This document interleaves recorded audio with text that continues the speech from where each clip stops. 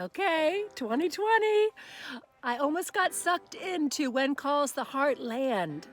I mean, seriously, it's like that show is awesome. And they just had an infant dedication, and I was so like, yes, they used Christ. I was thinking, why did the small things keep us from the real thing?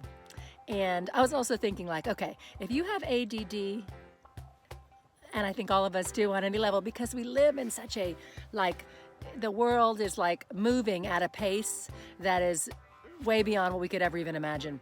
And so there's so much that's seemingly needed to be done. Often these small things keep us from the bigger thing or the real thing that God has called us to. I feel like I'm wrestling that.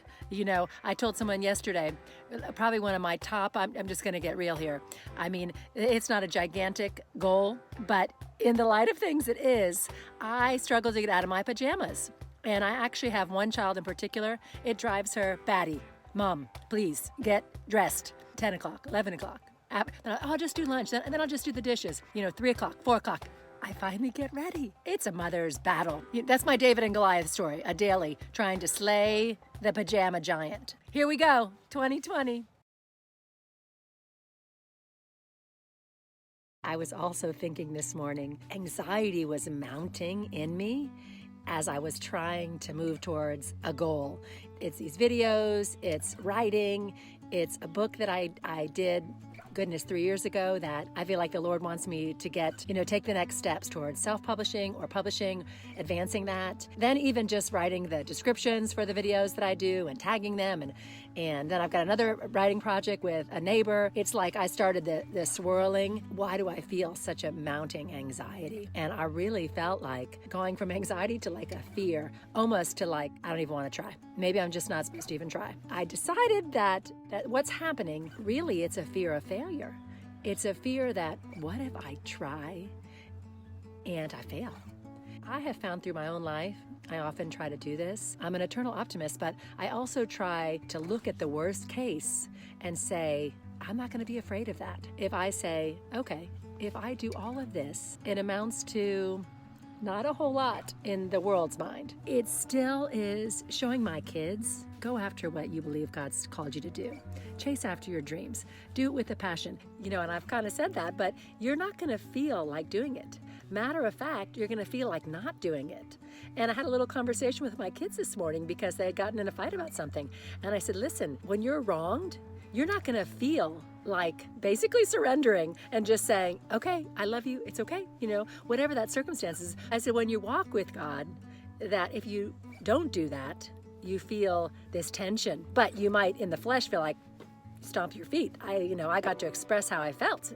I'm not in the wrong here, and I presented my case, and my mom knows that this is what happened, and you'll have that evidence here, but you won't have that spiritual, you'll lose that. I said, yes, over time I've learned this, and even people apart from knowing the Lord learn this, that their lives are better when they let go, whether they let go and let God or just let go and say, you know what, I don't have to be right. I don't have to prove myself. I said to them, and I wrapped it up with that. I said, kids, I don't feel like going to do this. I would rather snuggle with you kids, but I know that it's what God wants me to do. And so I have to choose to do that. And in the end, it's going to be good. And even one of my kids, because they'll almost mock my attempts to do some of this, because in their eyes, it seems a little crazy. I don't know. You know what I mean? And so often the world is going to mock the thing that you feel God has called you to do. Go like this and just smile. And at times they come into the picture, they come into the mommy's dream. I had a dream, and they come into it and they think, wow, that's, they like certain aspects of what I'll share with them. But a lot of the times they're more oppositional to mommy's dream. I have to graciously say to them, mommy loves you, I understand, but this is what I've got to do. And the other thing I said to the kids this morning, it's like going back to my Heartland, I really just would rather sit there and watch Heartland with them and snuggle on the couch and say, well, it's New Year's, it's holiday. And I do plenty of that. But it's like I knew that it was time, because there's nothing wrong with that. Sometimes the absolute best thing to do is to get a blanket, snuggle, yourself, your kids, whatever you need to do. Just snuggle, right? The snuggle is real. Other times you need to say, I don't feel like doing this, but I feel that God is pushing me to go do it. And I'm going to put my feelings over here. I don't even know which step I'm going to take because I feel like I have all these potential things. It all seems really far from an end goal. And I think that's probably the second thing, that the enemy tries to make the goal seem so unattainable. And I'm looking back at my life, even fitness actually. I hadn't really been exercising that much. And, just the vacuuming and up and down the stairs and the laundry and whatever, playing with the kids. But I hadn't really done intentional exercise. And so for about the last year, I've been more intentional in walking and going to the gym, and it's been good for me. And really, sometimes I go for like 45 minutes. I'm fairly consistent, but when you do things consistently or somewhat consistently over a period of time, you will see results. That's kind of how we can kind of wrap those two up, that fear of failure, and then also just recognizing that the end goal doesn't have to be exactly what you imagined.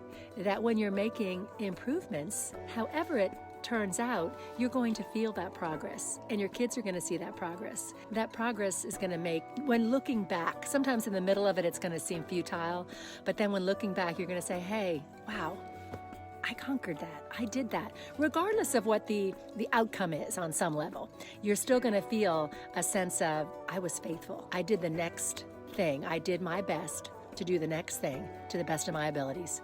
It wasn't perfect. I could have done better, but I did it. So that's my 2020 message. Blessings. Love you.